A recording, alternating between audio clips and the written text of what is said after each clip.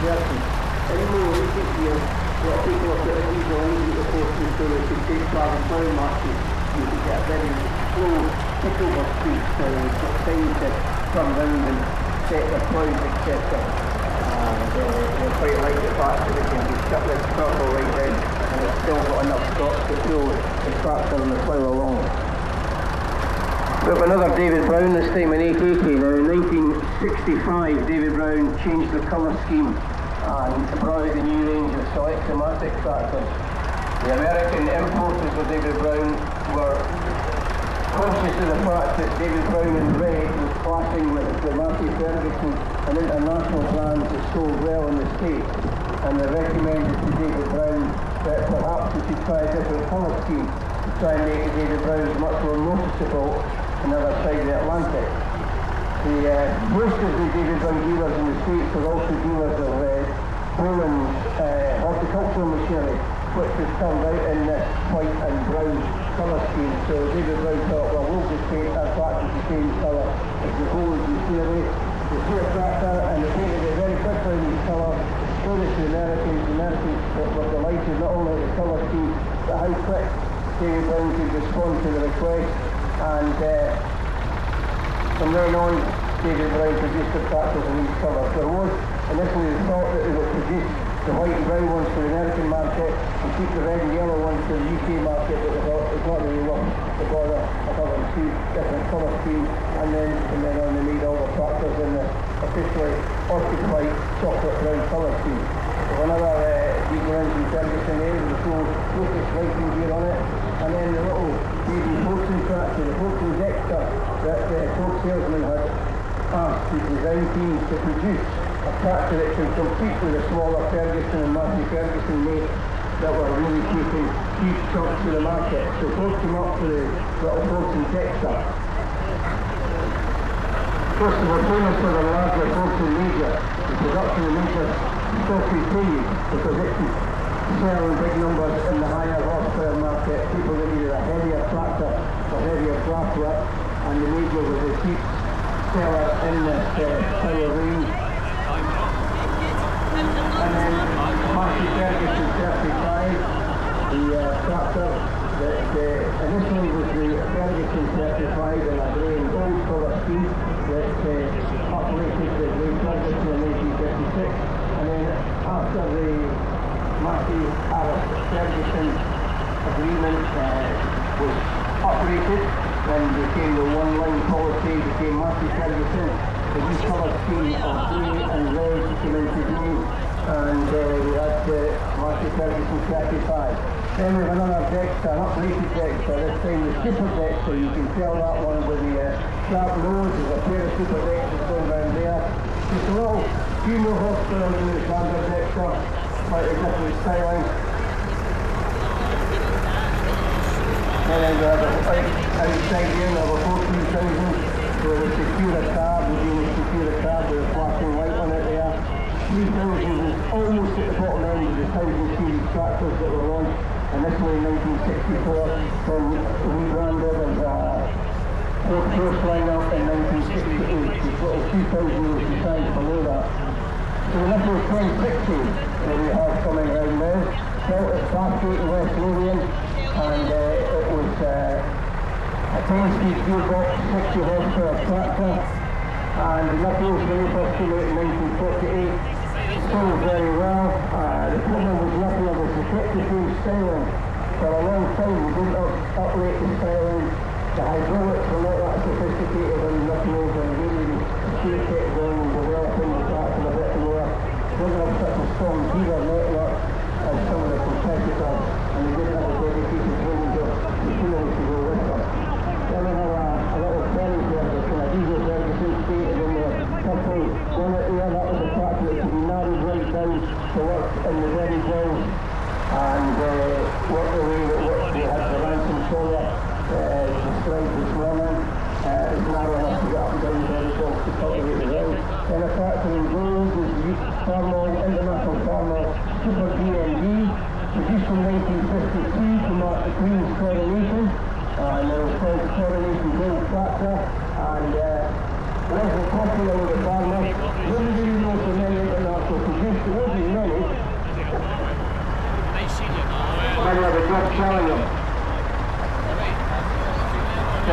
round outside is a massive Ferguson 135, which is the model that replaced the 35 in 1964 at the Brucefield show. And this is the new worldwide range of massive Ferguson tractor, the 100 series, and the 100 series consisted of the 130, the 135, the 165 and the 175 initially. Then we have a 47610 with a quickly loader on the front, safety cab.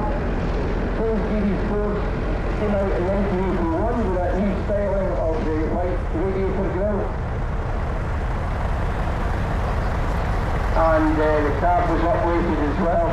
And a lot of them had the side-mounted gearbox, the Rubik's Cube gearbox that was kindly known. The local dealer, Five Tractors, they used to run gearboxes as much more popular with drivers. Now we have a Kubota coming round in the orange and blue colour scheme of four-wheel drive. Tractor built in Japan. We were very, very good at building these small utility tractors. You can miniaturise Japanese are very good at miniaturising things, and this was certainly a great exhibit of that. Then the 477, which was a 7.6 basically with a high frame top area, a flat foot cab which meant it had to go up higher. Then there's an international worldwide series tractor leading the ring. I registered tractor very original off Farm State, followed by a second one with the Victor cab. That cab came out in about 1970, and the cab was designed that once the safety rules came in for quiet cab, it was able to be quietened down and it would be safer for the driver. A 436 was some supercar lead, another knuckle-beam pistol with the extended axle, and another one of the 1060s coming out the ring behind it. There's an International 533, following that, a German-built International that was imported into this country.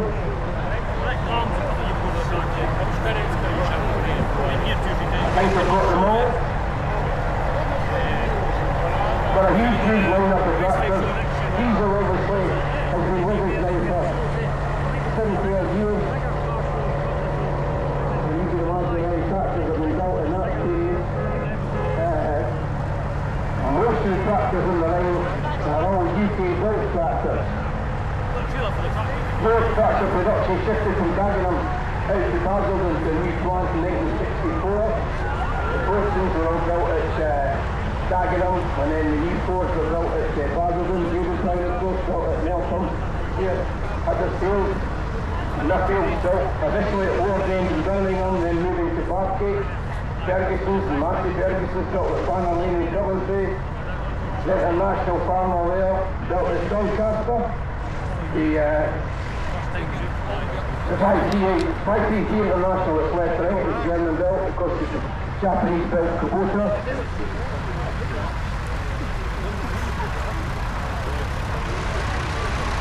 Of course, like the car and truck industries, a lot of European manufacturers have come into the British tractor market. And we've lost many of the companies. Ford bought out with Fiat and then rebranded as New Holland. International, part of Case IH, which is part of Case New Holland. David Brown has disappeared. Ford's name was upgraded to Ford. Nuffield, of course, became Wales in 1969. Then it became Marco for a short period before they disappeared. Today we all are certain New Holland models, keeping after a long practice.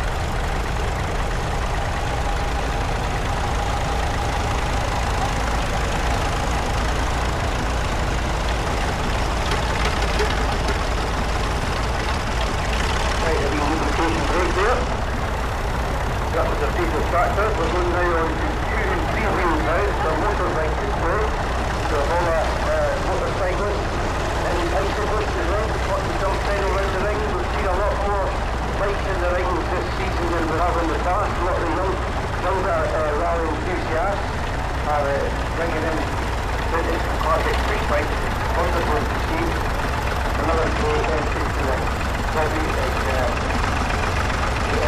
youngsters with their bikes, whether it's choppers or racers or whatever it is, on the living bikes. It's just another aspect of the hobby that youngsters are getting involved. So important to get young people